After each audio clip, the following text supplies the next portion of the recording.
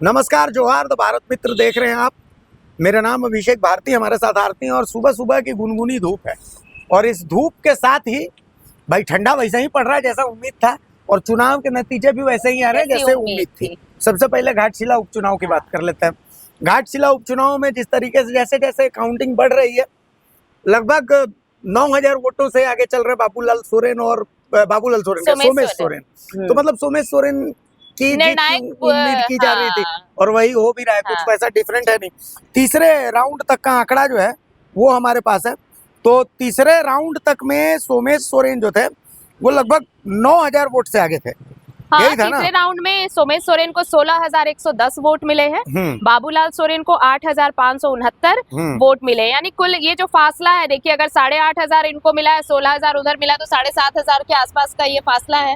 तो 8,000 लमसम ये फासला हो चुका है, और ये लगभग तय हो रहा है धीरे धीरे। जैसे जैसे और राउंड्स के नतीजे आएंगे भारतीय, ये तय होता चला जाएगा कि जो प्रेडिक्टेबल था कि सोमेश सोरेन क्लीन स्वीप यहाँ करेंगे, तो वैसा ही कुछ नजर आ रहा है। लेकिन इन सबके बीच एक बड़ी चीज जो देखने को मिल रही है कि क्या वाकई यहाँ पर चंपाई सोरेन की जो मेहनत थी वो काम नहीं आई। आरती, मैं आपको यही बता रहा हूँ। देखिए, चंपाई सोरेन की जीत किसमें है मैं आपको बताता हूँ। चंपाई सोरेन की जीत, मैं फिर यही बात कह रहा हूँ कि नजर इस पर नहीं है कि जीत कौन रहा है, नजर इस पर रहेगी कि हार का आंकड़ा कितना रहेगा। पिछले बार 22,000 का था। पिछले बार लगभग 22,000 था। इस बार ये जो आंकड़ा रहेगा, क्या चंपाई सोरेन इस आंकड़े को पाटने में कामयाब रहेंगे? पहली नजर इस पर रहेगी। दूसरी नजर इस पर रहेगी, रामदास मुर्मू को कितने वोट मिलेंगे। क्या रामदास मुर्मू पिछले बार के जो 8,000 वोट मिले तो उसको वो पार पाएंगे, या उससे नीचे रह जाएंगे? क्योंकि अगर रामदास मुर्मू को कम वोट मिलते हैं तो ये जेल कैम के वो जो सोशल मीडिया वाले जो उच्चे टुच्चे घूम रहे हैं, उनके मुंह पर तमाचा होगा। सबसे बड़ी चीज ये जो बदजुबान लोग घूम रहे हैं, उनके मुंह पर तमाचा होगा, पहली चीज। दूसरी चीज, जो फासला अगर कम होता है तो वो जो फासला कम होगा बाबूलाल और सोमेश के बीच का, वो चंपाई की मेहनत।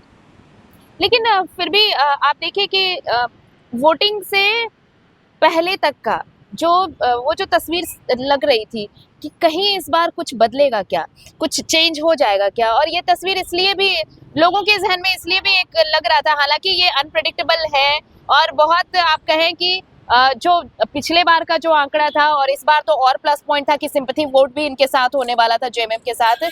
भले ही सोमेश सोरेन राजनीतिक, आप कहें कि राजनीतिक पदार्पण है उनका इस सीट से, लेकिन इस सब के बावजूद रामदास सोरेन ने जो काम किया, रामदास सोरेन की जो कनेक्टिविटी थी वहां के लोगों के साथ, प्लस जब वो नहीं रहे तो वो एक सिंपैथी वो उनके साथ थी। फिर भी जब चंपाई सोरेन बाबूलाल के लिए जब प्रचार करते नजर आए तो ऐसा लगा कि क्या तस्वीर बदलेगी, क्या रिजल्ट ऐसा होगा, क्या अप्रत्याशित होगा, क्या एक बारी लगा जरूर था जितनी मेहनत की गई। लेकिन अब जैसे जैसे राउंड्स के नतीजे आते जा रहे हैं, जो अब तक के रुझान जो है वो क्लियर कट मैंडेट उनको मिलता नजर आ रहा है सोमेश को, कि जो सिंपैथी वोट की बात कही जा रही थी, जो जेएमएम का गढ़ कहा जा रहा था, वो कुल मिलाकर अब भी वैसा ही है, कुछ बदलने वाला नहीं है। एक और चीज आती इसमें ना, प्रत्याशी कौन है इस पर बहुत ज्यादा इम्पैक्ट डालता है ये चीज, कि प्रत्याशी कौन है। चंपाई सोरेन कितनी भी मेहनत कर ले, प्रत्याशी चंपाई सोरेन नहीं थे।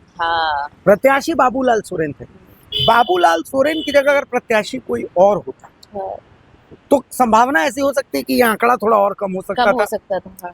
इसके अलावा चंपाई सोरेन को अगर बाकियों का भी साथ मिलता, अर्जुन मुंडा भी साथ आते, रघुवर दास भी पूरे तरीके से साथ आते, पूर्णिमा साहू भी साथ देती, ये तमाम लोग अगर साथ देते, सब लोग साथ देते और एक टीम की तरह यहाँ पर परफॉर्मेंस होती, तो इसका एक रिजल्ट पर और अंतर, हार जीत जो भी होती, पर ये जो आंकड़ा है ये कम हो सकता है। 20,000 की जो खाई थी, 22,000 की, वो खाई थोड़ी कम हो सकती थी। आप सोचिए कि चाईबासा में लाठीचार्ज और जेल भेजने जैसा इतना जबरदस्त मुद्दा मिला इनको, बीजेपी के पास था।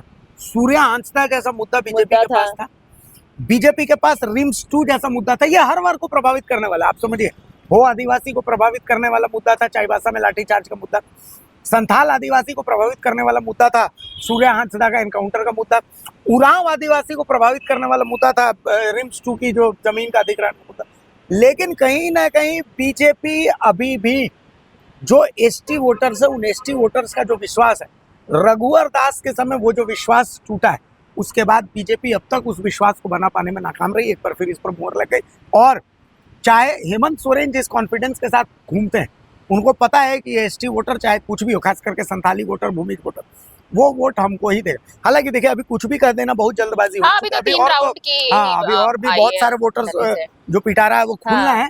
कुछ ऐसे होंगे जो अभी बहुत सारे राउंड फासले को बाकी कम हैं। करेंगे। हाँ। लेकिन 8,000 का फासला ये बहुत बड़ा फासला होता मतलब 8,000 के फासले को कम करने के लिए बहुत अब अगर जिस राउंड के ईवीएम्स खुलेंगे ना, उनमें अगर सिर्फ और सिर्फ अगर बाबूलाल सोरेन के लिए आए तभी ये फासला तभी कम ये हो फासला सकता कम है, होगा। इस फासले को पाटा जा सकता है, वरना मुश्किल है। होगा बिल्कुल, इसीलिए क्योंकि चंपाई बाबूलाल सोरेन ने सोरेन बहुत के लिए। मेहनत की है जादूगोड़ा में। हाँ। जादूगोड़ा के वोट सभी खुले नहीं, तो ऐसे में कुछ भी कहना भी जल्दबाजी होगी। लेकिन ये अगर चंपाई की हार होती है, बाबूलाल सोरेन की हार होती है, तो चंपाई और बाबूलाल से ज्यादा सोचने की जरूरत बीजेपी आला कमान को दिल्ली में, कि यहाँ पर संगठन मंत्री उन्होंने जिनको बनाया है, यहाँ पर प्रदीप वर्मा जैसे लोग जिनके पास संगठन का इतना महत्वपूर्ण दारोमदार है, जो एक बार भी घाटशिला नहीं गए, बिल्कुल, जो एक बार भी घाटशिला नहीं गए, तो क्या उन हाथों में वो कुशल हाथ हैं जो पार्टी की बागडोर संभाल रहे हैं? क्योंकि जो मेरे पास पार्टी के लोगों से है, उनका यही कहना है कि यहाँ पर पार्टी में एक परिपाटी कर दी गई।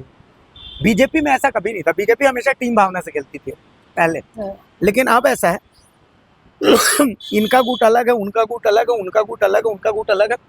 और जो ऊपर लेवल के जो लोग हैं, उनका काम यही है कि यार मैं वहां पर आऊंगा, सब एक बढ़िया होटल में मेरी व्यवस्था करना, होटल के अंदर ही हमारी मीटिंग होगी, और जो है मतलब एसी कमरों में बैठ के हाँ, पूरा, कुर्ता पजामा का जो क्रीज है वो नहीं टूटना चाहिए, काली थार की अच्छी परंपरा है, गाड़ी हो, हाँ, रोलेक्स की परंपरा है। ये बीजेपी की परंपरा कभी नहीं। तो बीजेपी को कहीं ना कहीं आला कमान को इस पर अब सोचने की जरूरत है। और एक फैक्टर और जो हम मिस कर रहे हैं इस पूरे चर्चा में, JLKM रामदास मुर्मू पहले राउंड में देखिए वो दूसरे स्थान पर रहे थे, तो उनका जो पिछले बार का वोट था तकरीबन 8,000 के आसपास वो वोट लेकर आए थे।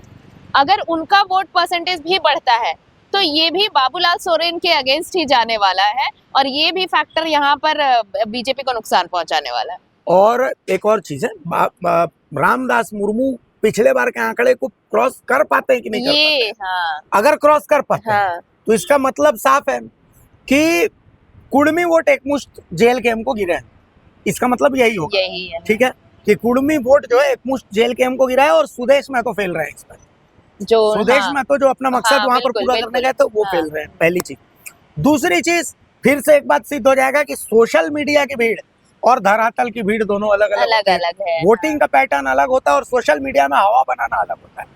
ये जो सोशल मीडिया में कि next CM Tiger Jairam Mahato का भी और मैच्योरिटी की जरूरत है। हमारी बात से कुछ लोग नाराज हो जाते हैं, हाँ, लेकिन हम तो फैक्ट बात बोलते हैं। तो ये कहीं ना कहीं उनको सोचने और समझने की अभी जरूरत है, और जयराम को भी इन चीजों से अलर्ट रहने की जरूरत है कि उनके जो सलाहकार जो यूट्यूब और फेसबुक में माहौल बना करके और जी रहे हैं कि नहीं जयराम ही नहीं, जयराम को धरातल पर लोगों से मिलने की जरूरत धरातल वाली राजनीति करने की जरूरत है।